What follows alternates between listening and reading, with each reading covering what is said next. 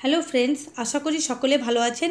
আজ আমরা Indian rivers, lakes and water world সম্পর্কিত কতগুলো এমসিকিউ প্রশ্ন উত্তর এখানে আলোচনা করব, যেগুলো very very important for any PSC exam and other exam. তাহলে প্রশ্নগুলো শুরু করা যাক। Question number 1, the Chilka lake region lies in between the deltas of. Chilka lake রিজিয়নটি কোথায় অবস্থিত? এটি হচ্ছে গোদাবরী আর মহানদী নদীর যে সঙ্গমস্থলে, অর্থাৎ উড়িষ্যা রাজ্যে এটি অবস্থিত চিল্কা লেক। এটিকে একটি কি বলা হয়? লেগুন বলা হয়, কারণ এটি একটি লবণাক্ত হ্রদ। এখানে সমুদ্রের জল প্রবেশ করে, হ্রদের জলটি কেমন হয়ে গেছে? লবণাক্ত, তাই একে একটি লবণাক্ত হ্রদ বা লেগুন বলা হয় এবং এটি ভারতবর্ষের সবথেকে বড় লেগুন। ঠিক আছে, দুটো প্রশ্নের উত্তর আমরা এখানে জেনে গেলাম। পরবর্তী প্রশ্নটি দেখব। রিভার দামোদর ইজ কল্ড সরো বেঙ্গল বিকজ ইট। দামোদরকে সরো বেঙ্গল কেন বলা হয়, বা অর্থাৎ বাংলার দুঃখ কেন বলা হতো? কারণ দামোদর নদীতে আগে প্রচুর পরিমাণে বন্যা হতো এবং যখন এটি বর্ষায় পুষ্ট একটি দক্ষিণবঙ্গের একটি নদী, সেখানে বর্ষাকালে প্রচুর পরিমাণে জল বেড়ে যেত এবং আশেপাশের অঞ্চলকে ভাসিয়ে দিত, তাই একে সরোয়া বেঙ্গল বলা হয়। কিন্তু সেটার দামোদর ভ্যালি কর্পোরেশন নির্মাণের মাধ্যমে সেই সমস্যার অনেকটা দূর করা সম্ভব হয়েছে, বড় বড় জলাধার নির্মাণ করে, যেমন পাঞ্চেত এরকম একটি জলাধার যেটি দামোদর নদীর উপর গড়ে তোলা হয়েছে।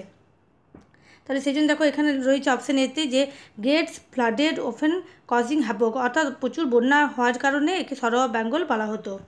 পরবর্তী প্রশ্নটি দেখব। শিয়ক ইজ এ ট্রাইবিউটারি অফ। শিয়ক কার উপনদী? শিয়ক হচ্ছে ব্রহ্মপুত্রের একটি উপনদী। ঠিক আছে, পরবর্তী প্রশ্নটি দেখব। In the decreasing order of the length of the rivers the correct sequence is. অর্থাৎ যে দৈর্ঘ্যের দিক থেকে যখন লেংথটা কমে আসছে, তখন সেটি সেই ক্রমে সাজালে নদীগুলির নামগুলি পরপর কী হবে?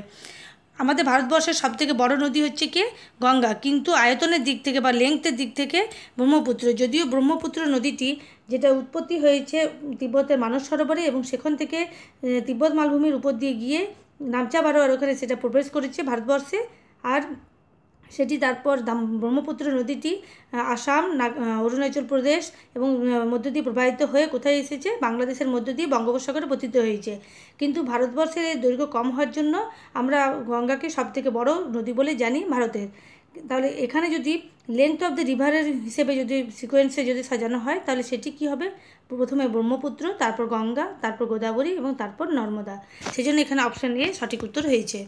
Question number 5, which of the following is true with regard to the characteristics of the Himalayas river. Himalaya থেকে উৎপন্ন নদীগুলির ক্যারেক্টারিস্টিক কী?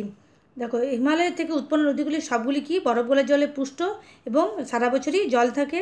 প্রচুর পরিমাণে জলটা কী করে? নুড়ি বালি কাঁকর বয়ে নিয়ে আসে এবং তার যে ব্যাঙ্কে বা তীরে জমা করে এবং পলি আস্তে আস্তে সেটা একটা পলির সঞ্চয়ের মাধ্যমে বৃহৎ সমভূমির সৃষ্টি হয়েছে।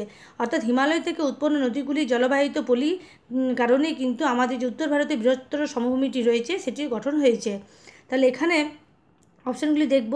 Many of them have their sources in the inner Himalayas, অর্থাৎ এগুলি বেশিরভাগই হিমালয় থেকে উৎপন্ন। They have a perennial flow, সেগুলি সারা বছরই জল থাকে। They have a great capacity for erosion, সেগুলির ব্যাপক ক্ষয় সাধন ক্ষমতা রয়েছে। দেখো, অনেক উঁচু থেকে নামছে বলে প্রচুর নুড়ি বালি কাকরকে কী করে? বয়ে নিয়ে আসে, অর্থাৎ এখানে এরোশন পাওয়ারটা বেশি। They do not from gorges, না কিন্তু গর্জেস উৎপন্ন করেছে। তাহলে এখানে যেটি আছে অপশান বিতে 1, 2, 3 এগুলি হবে উত্তর ভারতের যে হিমালয় থেকে উৎপন্ন নদীগুলির সম্পর্কে সঠিক মন্তব্য। Question number 6, match the following river origin. ইন্দাসের কোথায় উৎপত্তি হয়েছে? উত্তরাখণ্ডে। এটা কিন্তু ঠিক। ইন্দাসের উৎপত্তি কোথায় হয়েছে? তিব্বতে। তাহলে এর সঙ্গে 2 যাবে। গঙ্গার হয়েছে উত্তরাখণ্ডে, তাহলে বিয়ের সঙ্গে 1 যাবে। গোদাবরী হয়েছে কোথায়? গোদাবরী হয়েছে মহারাষ্ট্রে, তাহলে সি এর সঙ্গে 4 যাবে। আর নর্মদা রয়েছে মধ্যপ্রদেশের অমরকণ্টক সিংহ থেকে, তাহলে ডি এর সঙ্গে 3 যাবে। তাহলে এই অপশানগুলি দেখব। A2 প্রথমেরটাতেই রয়েছে, সেই জন্য এখানে কী হয়েছে? সঠিক উত্তরটি option A. Question number 7, Teesta forms A part of which major river system. Teesta কোন বড় রিভার সিস্টেমটি তৈরি করেছে, কার অংশ? এটা হচ্ছে তিস্তা নদী হচ্ছে ব্রহ্মপুত্রের একটি পার্ট, রিভার সিস্টেমের পার্ট। ব্রহ্মপুত্র নদীর যে পার্ট রিভার সিস্টেম রয়েছে তার একটি পার্ট হচ্ছে Teesta. Question number 8, by what name is the Ganga known in Bangladesh. বাংলাদেশে গঙ্গা কী নামে পরিচিত? আমরা সকলেই জানি যে বাংলাদেশে গঙ্গা পদ্মা নামে প্রবাহিত হয়েছে, আর পশ্চিমবঙ্গের মধ্যে ভাগীরথী নাম নিয়ে প্রবেশ করেছে এবং সেটি পরে হুগলি নামে নাম নিয়ে বঙ্গোপসাগরে পতিত হয়েছে। Question number 9, which of the following is false, এগুলির মধ্যে কোনটি মিথ্যা। কৃষ্ণা সার্ভস মহারাষ্ট্র অ্যান্ড অন্ধ্রপ্রদেশ, কৃষ্ণা নদী মহারাষ্ট্র এবং অন্ধ্রপ্রদেশের মধ্য দিয়ে গেছে। Godavari serves Madhya Pradesh, Mahanadi serves Bihar and Orissa, আর নর্মদা সার্ভস মহারাষ্ট্র অ্যান্ড মধ্যপ্রদেশ। দেখো কৃষ্ণা নদী মহারাষ্ট্র অ্যান্ড অন্ধ্রপ্রদেশ এটা বলেছে, এখানে কিন্তু এটা কর্ণাটক আর অন্ধ্রপ্রদেশ হতো। গোদাবরীটা একদমই সেই জন্য ঠিক হয়েছে, কারণ মধ্যপ্রদেশের মধ্যে দিয়ে গোদাবরী নদী গেছে এবং পরে উড়িষ্যার মধ্য দিয়ে প্রবাহিত হয়ে বঙ্গোপসাগরে পড়েছে। মহানদী বিহারে যায়নি, মহানদী গেছে কোথায়, ছত্তিশগড় আর উড়িষ্যার মধ্য দিয়ে প্রবাহিত হয়েছে। নর্মদা নদী মহারাষ্ট্র আর নর্মদা নদী মহারাষ্ট্র এবং গুজরাটের মধ্য দিয়ে প্রবাহিত হয়েছে। মধ্যপ্রদেশ এবং গুজরাটের মধ্য দিয়ে প্রবাহিত হয়েছে, কিন্তু মহারাষ্ট্র দিয়ে যায়নি। তাহলে এখানে সেই জন্য অপশান বি হয়েছে সঠিক উত্তরটি। Question number 10, which of the following peninsular river is westward flowing, কোন নদীগুলি, এগুলির মধ্যে কোন নদীটি পশ্চিম বাহিনী। এখানে দেখো মহানদী, গোদাবরী, তাপ্তি, কাবেরী। মহানদী, গোদাবরী এবং কাবেরী তিনটি বঙ্গোপসাগরে পড়েছে, অর্থাৎ এগুলো পূর্ববাহিনী নদী, কিন্তু তাপ্তি যেহেতু পশ্চিম দিকে প্রবাহিত হয়েছে এবং আরব সাগর পতিত হয়েছে, তাই তাপ্তি হচ্ছে westward flowing river. Question number 11, which of the following rivers is known as Vriddha Ganga, কোন নদীকে বৃদ্ধ গঙ্গা বলা হয়। আমরা সকলেই জানি গোদাবরীকে কী বলা হয়, Vriddha Ganga. Question number 12, follows between the Satpura and the Vindhyas, flows between the Satpura and Vindhyas, Satpura এবং বিন্ধ্য পর্বতের মাঝখান দিয়ে কোন নদীটি প্রবাহিত হয়েছে। এগুলির মধ্যে নর্মদা নদী প্রবাহিত হয়েছে, তাহলে এর সঙ্গে 2 যাচ্ছে। ফর্মস ডেল্টা ইন উড়িষ্যা, উড়িষ্যাতে কী করেছে, বদ্বীপ গঠন করেছে কে, বদ্বীপ গঠন করেছে মহানদী, তাহলে বিয়ের সঙ্গে 1 যাবে।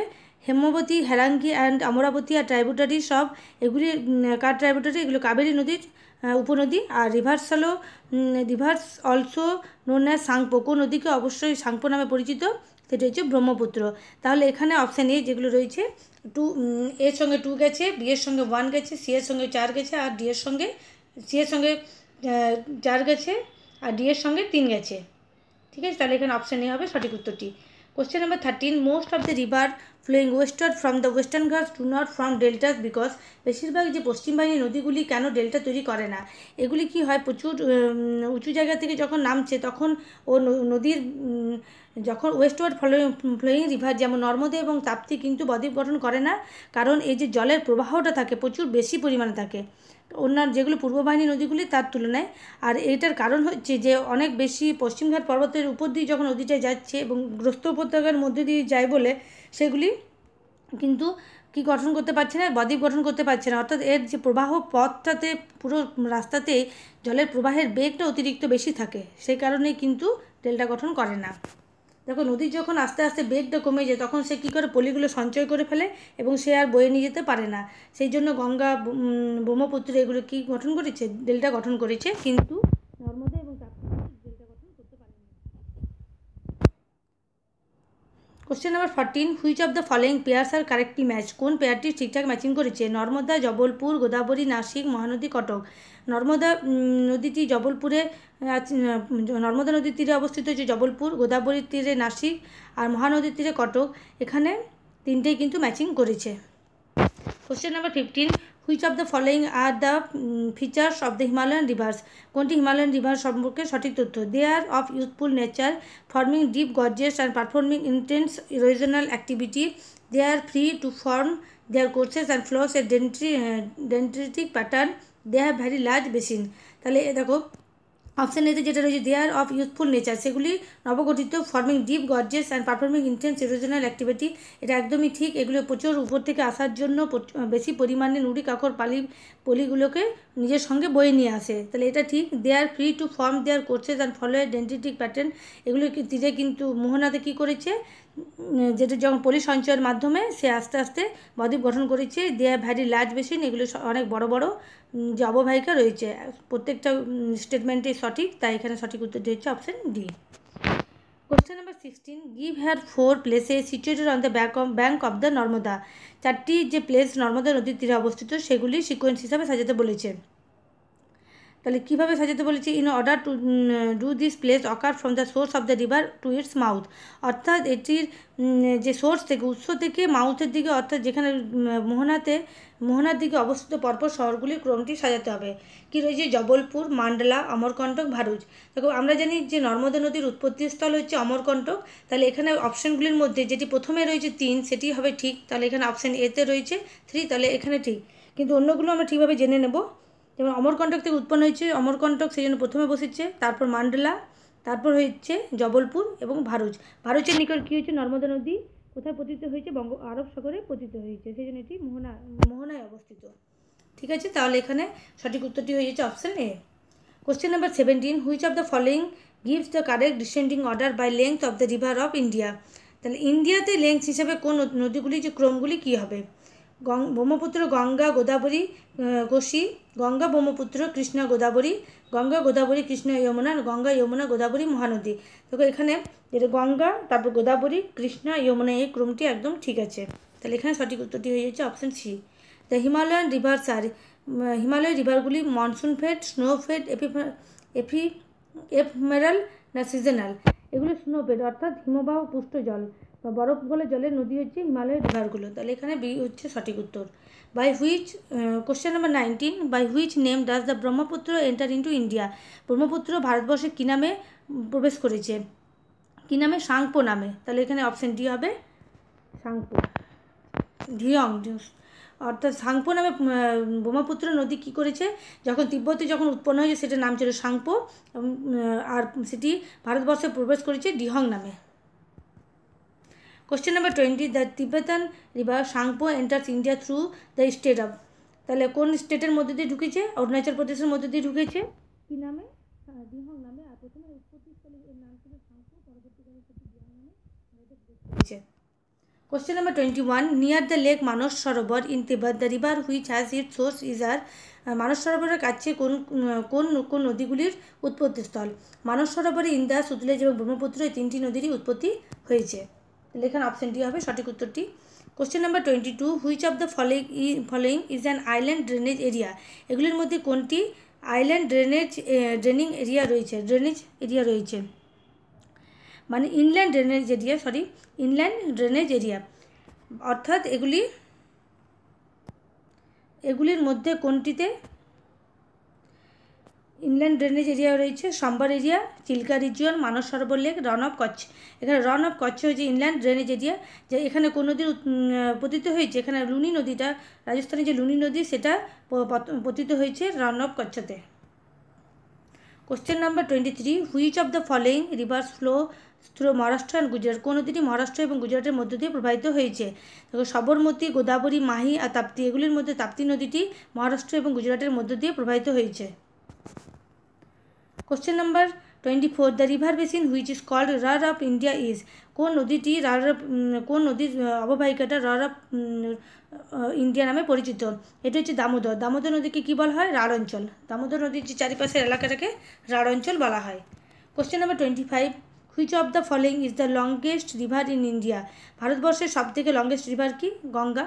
ব্রহ্মপুত্র কিন্তু এগুলোর সবগুলোর থেকে বেশি লংগেস্ট, কিন্তু ব্রহ্মপুত্র পুরোটাই ভারতবর্ষে না থাকার জন্য ভারতের যদি লংগেস্ট রিভার আসে তাহলে হবে গঙ্গা, আর যদি উল্লেখ না থাকে ভারতবর্ষে তাহলে এগুলির মধ্যে হবে Brahmaputra. Question number 26, the longest river of peninsular India is. অর্থাৎ দক্ষিণ ভারতের সর্ববৃহৎ নদীটি কি, এটা হচ্ছে গোদাবরী। দক্ষিণ ভারতের সর্ববৃহৎ নদী Godavari. Question number 27, which of the following rivers meet Ganga in Bihar. এগুলির মধ্যে কোন নদীটি বিহারে গঙ্গার সঙ্গে মিলেছে, অর্থাৎ গঙ্গার উপনদী হচ্ছে বিহারের অবস্থিত উপনদীগুলি কি, ঘরঘোরা, গণ্ডক, সোন না পুনপুন। এটা সঠিক উত্তরটি হয়ে যাচ্ছে। দেখো এই চারটেই কিন্তু কোথায় মিলেছে, বিহারে মিলেছে। তাহলে এখানে অপশান ডি হবে সঠিক উত্তরটি। আমাদের আগের এক্সামে WBCS এক্সামে এসেছিল পুনপুন কোন রাজ্যে অবস্থিত। তাহলে এখান থেকে আমরা জানতে পারলাম যে পুনপুন একটি নদী এবং এটি বিহারে অবস্থিত। Question number 28, which of the following river is known as India's river of sorrow. কোন নদীটিকে ইন্ডিয়ার রিভার অফ সরো বলা হয়। এখানে কোশি নদীকে রিভার অফ সরো বলা হয়, দুঃখের নদী বা ত্রাসের নদী। কোশি নদী কোন রাজ্যে অবস্থিত, বিহারে অবস্থিত। The highest waterfall in India is. Highest waterfall কী হচ্ছে, সবথেকে উচ্চতম ওয়াটারফল বা জলপ্রপাত হচ্ছে যোগ জলপ্রপাত, কর্ণাটক রাজ্যে অবস্থিত। সারাবতী নদীতে অবস্থিত হচ্ছে কর্ণাটকের সারাবতী নদীতে অবস্থিত যোগ জলপ্রপাত হচ্ছে the highest waterfall in India. Question number 30, in which state is যোগ ফলস লোকেটেড। কোন রাজ্যে যোগ ফল অবস্থিত, তাহলে এখানে হচ্ছে কর্ণাটক রাজ্যে। Question number 31. Consider the following river: Ganga, Brahmaputra, Godavari, Krishna. Which of these rivers build a common delta? অর্থাৎ এই নদীগুলির মধ্যে কোন কোন নদীগুলি কমন ডেল্টা গঠন করেছে? আমরা জানি যে গঙ্গা এবং ব্রহ্মপুত্র অববাহিকাটাই হচ্ছে কি মোহনাটা হচ্ছে আমরা সুন্দরবন নামে জানি। গঙ্গা নদী পদ্মা নামে বাংলাদেশে প্রবেশ করেছে এবং ভাগীরথী নাম নিয়ে পশ্চিমবঙ্গে প্রবেশ করেছে এবং পরবর্তীকালে সেটি হুগলি নাম নিয়ে বঙ্গোপসাগরে পতিত হয়েছে। অনুরূপভাবে যে গঙ্গা নদীটি যখন বাংলাদেশে প্রবেশ করেছে সেটি পদ্মা নাম নিয়েছে, আর অপরদিকে যে ব্রহ্মপুত্র নদী যখন বাংলাদেশে প্রবেশ করেছে সেটি মেঘনা নাম নিয়েছে এবং এই দুটি নদী একসঙ্গে মিশে কী হয়েছে যমুনা, এবং সেটি ব্রহ্মপুত্রে পতিত হয়েছে। তাহলে গঙ্গা আর ব্রহ্মপুত্রের যে ডেল্টাটা হচ্ছে সেটা হচ্ছে কমন ডেল্টা। তাহলে এখানে 1 and 2 হবে সঠিক উত্তর। Question number 32. The Shivasamudram falls is on. Shivasamudra জলপ্রপাতটি কোথায় অবস্থিত? শিবসমুদ্র কাবেরী নদীর একটি জলপ্রপাত। Question number 33. The Bhakra Nangal multipurpose project is a joint venture of. Bhakra Nangal multipurpose প্রজেক্টটি কোন কোন রাজ্যের জয়েন্ট ভেঞ্চার হচ্ছে? এটা হচ্ছে পাঞ্জাব, হরিয়ানা এবং রাজস্থানের। Question number 34. The correct sequence of the eastward flowing river of the peninsular India. অর্থাৎ পূর্ববাহিনী নদীগুলি কীভাবে বলেছে? ফ্রম নর্থ টু সাউথ, তাহলে উত্তর থেকে দক্ষিণ দিকে। সুবর্ণরেখা, মহানদী, গোদাবরী, কৃষ্ণা, পেন্নার, কাবেরী অ্যান্ড ভাইগাই। অর্থাৎ উত্তর থেকে দক্ষিণে পেনিনসুলার ইন্ডিয়ার যে নদীগুলি সেগুলি সিকোয়েন্সটা সাজাতে বলেছে। তবে এখানে যেটা রয়েছে সুবর্ণরেখা আর মহানদীর মধ্যে যে অপশানগুলি থেকে আমরা কীভাবে এলিমিনেশন করব, যে সুবর্ণরেখা আর মহানদী যে দুটি নদী রয়েছে, সুবর্ণরেখা পশ্চিমবঙ্গে অবস্থিত আর মহানদী উড়িষ্যায় অবস্থিত। তাহলে এখানে পশ্চিমবঙ্গের উপর দিকে রয়েছে, উড়িষ্যা নিচে রয়েছে, সেই জন্য এ আর বি এর মধ্যে দুটির মধ্যে যে কোনো একটি হবে। তারপর রয়েছে গোদাবরী। আমরা জানি মহানদীর পরের নদী হচ্ছে গোদাবরী, তারপর কৃষ্ণা, পেন্নার, কাবেরী এবং তারপর ভাইগাই। তাহলে ক্রমটিতে যে মহানদীর পরে গোদাবরী এটি যদি মনে রাখতে পারি তাহলে আমরা এখানে প্রশ্নটি এলিমিনেশন অপশানগুলির মধ্যে করে নিতে পারবো। Question number 34. Wular lake of Kashmir is a. উলারটা কী লেক? উলার লেক হচ্ছে এটা হচ্ছে lake formed by terminal moraine dam. অর্থাৎ যখন ড্যাম নির্মাণ করা হয়েছিল তখন যে নদীর যে টার্মিনালটা ছিল সেখানটাতে কী তৈরি হয়েছে? একটা লেকের সৃষ্টি হয়েছে, সেটা হচ্ছে Wular lake. Question number 36. The second largest river basin in India is of the river. কোন নদীটির সেকেন্ড লার্জেস্ট বেসিন? সেটা হচ্ছে গোদাবরী, আর সবথেকে বড় হচ্ছে Ganga. Question number 37. The second largest basin in peninsular India is. Second largest basin যে দক্ষিণ ভারতের কোনটি? সেটা হচ্ছে কৃষ্ণা বেসিন। গোদাবরী বৃহত্তম নদী হলেও কৃষ্ণার যে অববাহিকা সেটি কিন্তু বেশি বৃহত্তম, কারণ এর যে উপনদীগুলির সংখ্যা বেশি এবং সেই জন্য এর অববাহিকাটাও বৃহত্তর। Question number 38. Which of the following rivers existed before the uplift of the Himalaya. এইগুলির মধ্যে কোন নদীটি হিমালয় তৈরির আগে তৈরি হয়েছিল? তাহলে এটা হচ্ছে ব্রহ্মপুত্র, সুতলেজ, ইন্দাস, ভাগীরথী। এখানে কিন্তু সবগুলি ঠিক হবে না, সরি, যেটা ভাগীরথী রয়েছে সেটা নয়, ব্রহ্মপুত্র, সুতলেজ আর Indas. Question number 40. Question number 39. Which one of the following is the correct sequence of river in terms of their total basin area in the descending order? তাহলে এগুলির মধ্যে টোটাল বেসিন এরিয়ার মধ্যে ডিসেন্ডিং অর্ডার অর্থাৎ ক্রম থেকে নিচের দিকে কোনটি রয়েছে? কার বৃহত্তর থেকে ক্ষুদ্রতর দিকে? গঙ্গা, ইন্দাস, ব্রহ্মপুত্র, গোদাবরী। ইন্দাস, গঙ্গা, ব্রহ্মপুত্র, গোদাবরী। ব্রহ্মপুত্র, ইন্দাস, গঙ্গা, গোদাবরী। এগুলির মধ্যে দেখো অপশান সিটা হয়েছে ঠিক, কারণ ব্রহ্মপুত্র নদীর বৃহত্তম জলধারণ ক্ষমতা রয়েছে এবং এটি সবথেকে বেশি বড় বেসিন রয়েছে, সেটা তিব্বত মালভূমি, তারপর ভারতবর্ষের মধ্যে প্রবেশ করেছে, তারপর বাংলাদেশে, এর আয়তনও বিশাল, তাই এটা সেই জন্য প্রথমে হয়েছে। তারপর ইন্দাস ভারতবর্ষে খুব অল্প পরিমাণে থাকলেও এটা কিন্তু গোটা পাকিস্তানটা ইন্দাস রিভারের উপর দিয়ে নির্ভর করে চলেছে এবং এটা পাকিস্তানে প্রবেশ করেছে। গঙ্গা, তারপর হচ্ছে গোদাবরী, সেই কারণে এখানে অপশান সি হয়েছে সঠিক উত্তর। Question number 40. Which of the following lakes are formed by volcanic activities. কোন হ্রদটি বা কোন হ্রদগুলি কী হয়েছে? ভলক্যানিক বা আগ্নেয়গিরির অগ্নুৎপাতের কারণে সৃষ্ট হয়েছে। এখানে Lonar lake, Bhimtal of Kumaon, Toba lake, Keoladeo lake রয়েছে। এখানে দেখো যেটা টোবা লেক বাদ দিয়ে লোনার লেক, ভীমতাল অফ কুমায়ুন আর কিওলাডো লেক, এই তিনটেই হচ্ছে কী হয়েছে? ভলক্যানিক অ্যাক্টিভিটির কারণে সৃষ্টি হয়েছে। Question number 41. Match the following. Nashik কোন নদীর তীরে অবস্থিত? নাসিক হচ্ছে গোদাবরী নদীর তীরে অবস্থিত, তাহলে এর সঙ্গে 3 যাচ্ছে। সুরাট হচ্ছে তাপ্তি নদীর তীরে অবস্থিত, তাহলে এর সঙ্গে 5, বিয়ের সঙ্গে 5 যাচ্ছে। উজ্জয়িনী হচ্ছে শিপ্রা নদীর তীরে অবস্থিত, তাহলে সি এর সঙ্গে 4 গেল। আর বিজয়ওয়াড়া হচ্ছে কৃষ্ণা নদীর তীরে অবস্থিত। তাহলে এখানে সঠিক উত্তরটি হয়ে গেল option A. Question number 42, what is the correct sequence of the rivers Godavari, Mahanadi, Narmada and Tapti in the descending order of their length? এগুলির মধ্যে যে দৈর্ঘ্যের দিক থেকে বড় থেকে ছোট হিসেবে সাজাতে বলা হয়েছে। তাহলে দক্ষিণ ভারতের সবথেকে বৃহত্তর নদী হচ্ছে গোদাবরী, তাহলে প্রথমে সেটা যাচ্ছে, তারপর হচ্ছে নর্মদা, তারপর মহানদী, তারপর তাপ্তি। তাহলে এখানে সঠিক উত্তরটি হয়ে গেল option B. Question number 43, arrange the following rivers from south to north. তাহলে দক্ষিণ থেকে উত্তর দিকে ক্রমটি কীভাবে সাজাবো? কাবেরী, কৃষ্ণা, গোদাবরী, মহানদী। দক্ষিণ থেকে উত্তরে সর্বদক্ষিণে রয়েছে কাবেরী, তারপরে রয়েছে কৃষ্ণা, তারপরে রয়েছে গোদাবরী, তারপরে রয়েছে মহানদী। তাহলে ক্রমটি যেটা 1 2 3 4 এটাই হবে ঠিক। Question number 44, arrange the following rivers in descending order of the length. অর্থাৎ ডিসেন্ডিং অর্ডারে বড় বেশি লম্বা থেকে কম লম্বার দিকে সাজাতে বলা হয়েছে। রাবি, কাবেরী, সুতলেজ, যমুনা। দেখো সব থেকে বৃহত্তম হচ্ছে যমুনা, তারপর হচ্ছে সুতলেজ, তারপর হচ্ছে কাবেরী, তারপর Ravi. Question number 45, lake Sambhar is nearest to which one of the following cities of Rajasthan. Sambhar lake রাজস্থানে কোন শহরের পাশে অবস্থিত? ভারতপুর, জয়পুর, যোধপুর না উদয়পুর? সাম্বর লেকটি কিন্তু জয়পুরে অবস্থিত।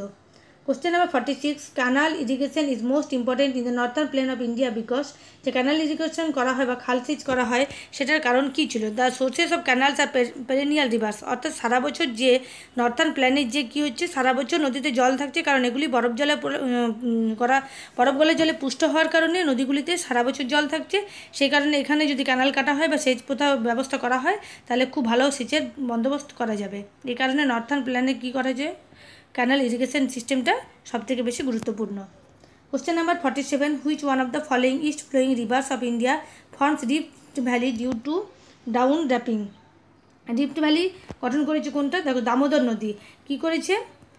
আঁকা বাঁকা পথে প্রচুর বেঁকে বেঁকে প্রবাহিত হয়েছে দামোদর নদীটি, কারণ এটি ছোটনাগপুর মালভূমির মধ্য দিয়ে প্রবাহিত হয়েছে এবং নদীটি বারবার বাঁক নিয়েছে। Question number 48, hinterland refer to. Hinterland বলতে কী বোঝায়? Land range extending from a sea port. তাহলে কী বলা হচ্ছে?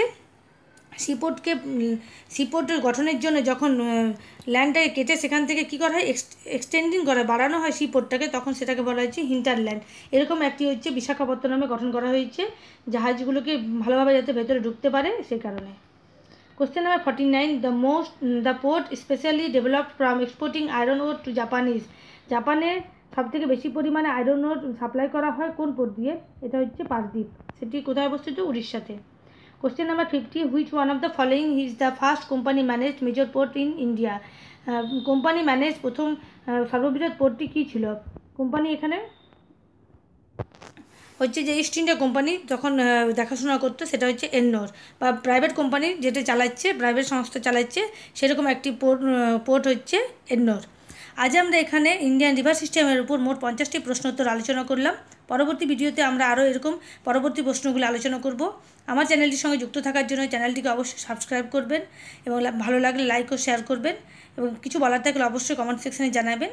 এতক্ষণ ভিডিওটি দেখার জন্য অসংখ্য ধন্যবাদ।